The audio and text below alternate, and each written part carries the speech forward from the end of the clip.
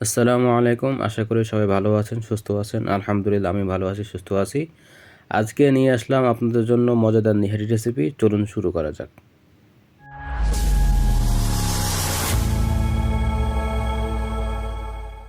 শুরুতে আমরা খাসির পায়াগুলো ভালোমতো পরিষ্কার করে নিব।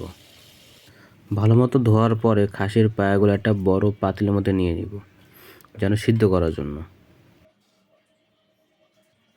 তো নেহারি সিদ্ধ করার জন্য আমরা প্রথমে লবণ দিব, এর সাথে হলুদের গুঁড়া এবং মরিচের গুঁড়া দিয়ে ভালোমতো মাখিয়ে তার মধ্যে পরিমাণ মতো আমরা সয়াবিন তেল দিব। তারপরে এর মধ্যে আমরা পরিমাণ মতো পানি দিব, দিয়ে সিদ্ধ করার জন্য রেখে দিব।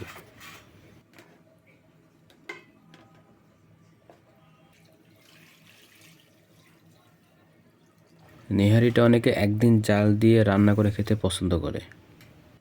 3 দিন জাল দেওয়ার পর রান্না করে খেতে অনেক মজাদার হয়। সেই জন্য আমরা এই নেহারিটা 3 দিন ধরে সিদ্ধ দিব। সিদ্ধ দিতে দিতে যত নরম হয়ে আসবে তখন খেতে আটা আরও মজাদার হবে।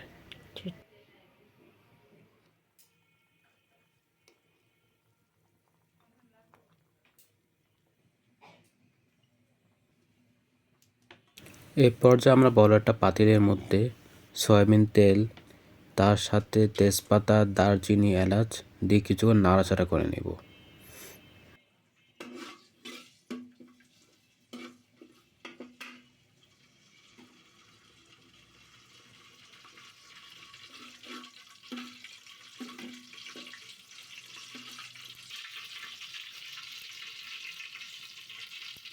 কিছুক্ষণ নাড়াচাড়া করার পর এর মধ্যে আমরা পেঁয়াজ কুচি দিয়ে দেব।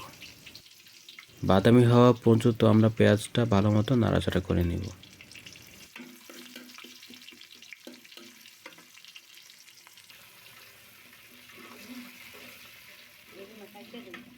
বাদামি কালার হয়ে আসার পর এর মধ্যে আমরা আদা রসুন বাটা, সামান্য পরিমাণ লবণ, পরিমাণ মতো হলুদের গুঁড়া আর মরিচের গুঁড়ো দিয়ে আবার ভালো মতো কষিয়ে নিব।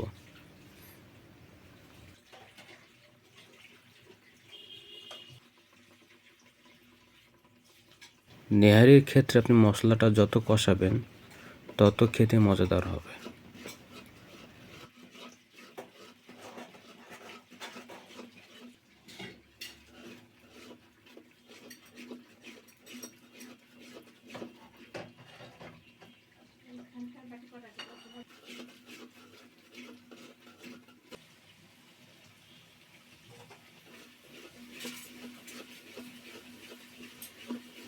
মশলা কষানো হয়ে আসলে এর মধ্যে আমরা সিদ্ধ করে রাখা খাসির পায়াগুলো ঢেলে দিয়ে তা নাড়াচাড়া করে নেব।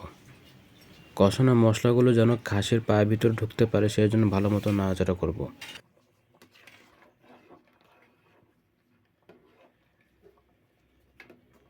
রান্নার শেষ পর্যায়ে আমরা জিরার গুঁড়া এবং গরম মশলা গুঁড়া দিয়ে দিব।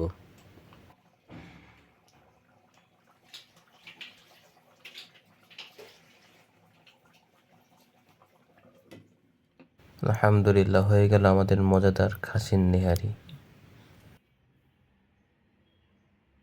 এই মজাদার নেহারিটা পরিবেশন করুন গরম গরম ভাতের সাথে কিংবা চালের রুটির সাথে। পরবর্তী ভিডিও দেখার জন্য আমাদের সাথে থাকুন। আরও মজার মজার রেসিপি পেতে please like, share and subscribe.